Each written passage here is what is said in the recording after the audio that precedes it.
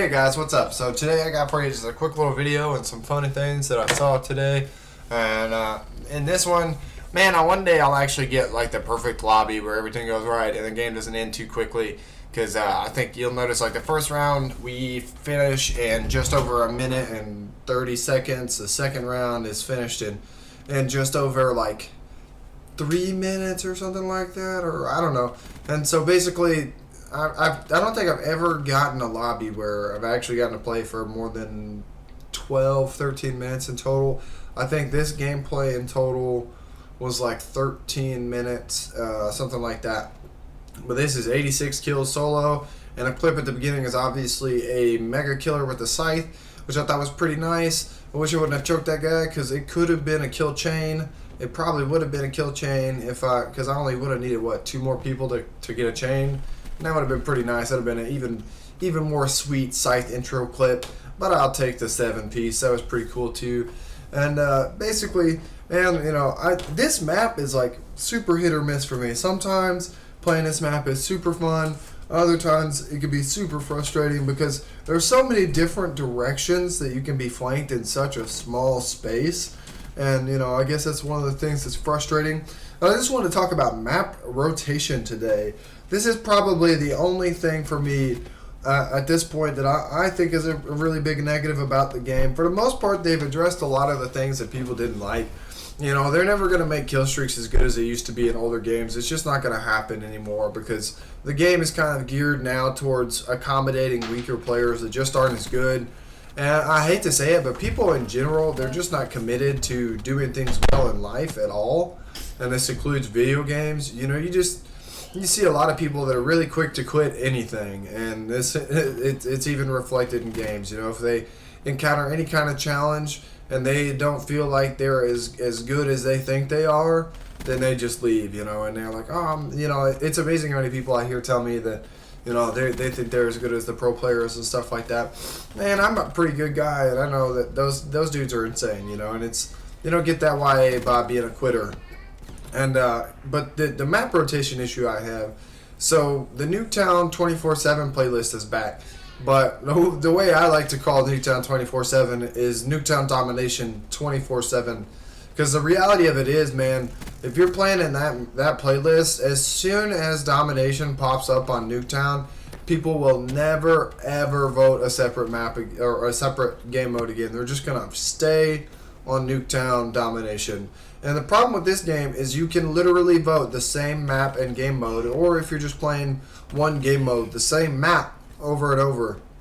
And one of the things that frustrates me about Combine is it just the same. Like usually in a lot of playlists, if Combine comes up, people will vote it over and over and over and over and over. And sometimes I have to leave the lobby because I just get tired of playing Combine again and again.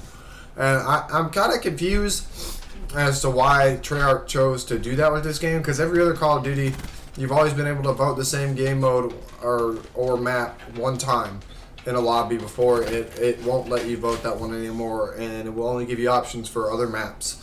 And so, you know, personally, I'd like to see that happen again, because honestly, the only game mode I don't like playing on Nuketown is Domination, because if you get on there with a crappy team, which, as Thunder talked about, the matchmaking in this game is more what you call scrub-based matchmaking, where if you're like a strong player and you have a good KD and score per minute and win-loss, they're going to take the worst possible teammates. And the entire lobby can be full of randoms, but it will take every decent random and put them on one team, and it will take all the really weak randoms and put them on your team.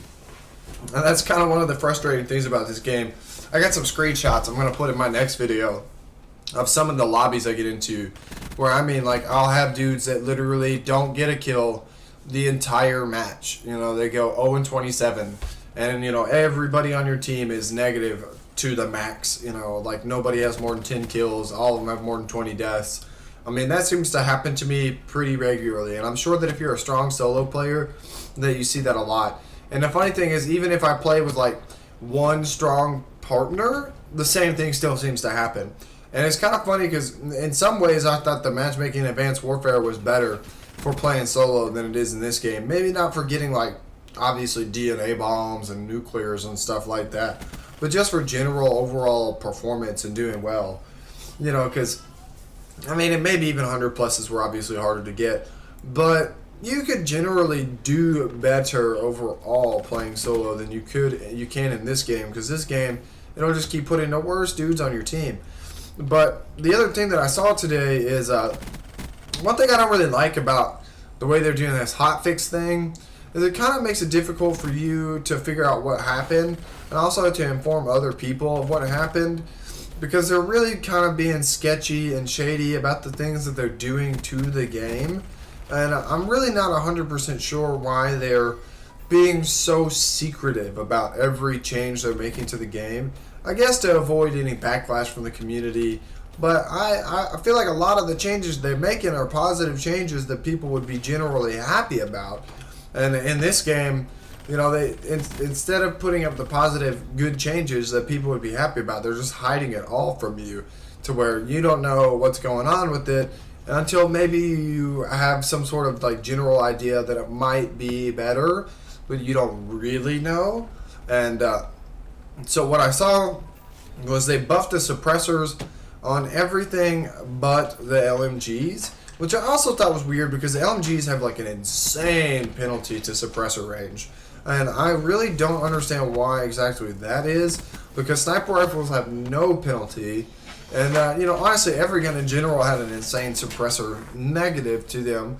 But the LMGs have a 90% decrease in damage across the board with a suppressor. And maybe what they should do is buff some of the other LMGs and pretty much leave the Gorgon the same. I mean, I could totally see that. I don't think the Gorgon needs to be really strong with the suppressor, and maybe do the same to the Dredge. You know, maybe you could make the Dredge and the Gorgon a 90 still, but at least, you know, kind of give a little buff to the automatic ones, because that basically, you know, I mean, they're no more unfair than a suppressed assault rifle or a suppressed sub. While on the other hand, obviously having a suppressed weapon that still has a pretty solid, you know, range damage that can 2-shot kill or can 1 burst. But you gotta also think about the fact that, I mean, you know, that's really, again, not much different than somebody running around with a suppressed M8 or running around with a suppressed XR2 or running around with a suppressed Pharaoh or anything else like that. But that concludes everything I wanted to say. Just want to let you know, apparently assault rifles were across the board buffed up to, I think, a 40% decline in damage. And then the KN-44 specifically is only now 23%. Submachine guns now are only 23% in damage range reduction. And so that should mean that certain subs, like maybe the Razorback probably, wouldn't perform that much differently. And maybe some of the shorter range subs that you're really not going to try to challenge people very far, like the Vesper. And I don't know, the VMP, things like that you're not going to go for a really long challenge on. But any weapon that has a long range damage to begin with, probably the Man of War wouldn't be a big difference because it's only a 3 to 4 hit kill anyway. So for the most part, it would basically be a 3-shot kill at 40% of the range, and then it would drop down to a 4-shot kill after that. And that's really still not that big of a difference because other guns can 4 to 6 shot at the same, or are going to be a 6-shot without a suppressor at the same range that the Man of War would be at a 4. So you'd want to look for those high damage, high range weapons probably to use a suppressor on. You know, the Razorback's obviously not high damage, but it is a very long range sub. It's kind of like the Peacekeeper of this game, or the, what was the one in Ghost? The Ripper, I think is what it was called. I want to say it was the Ripper. I might even be wrong. It's been a while.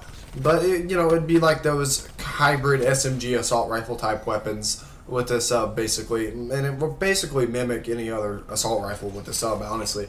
But that concludes my commentary. I hope you guys find that information helpful, and that, you know, maybe you'll get to try some of those out. And let me know which ones you guys think are really cool. I imagine the Pharaoh might even actually be a good suppressor weapon, too. You guys take it easy. Have a great day. Mr. Red Baron 59. Peace and nuts.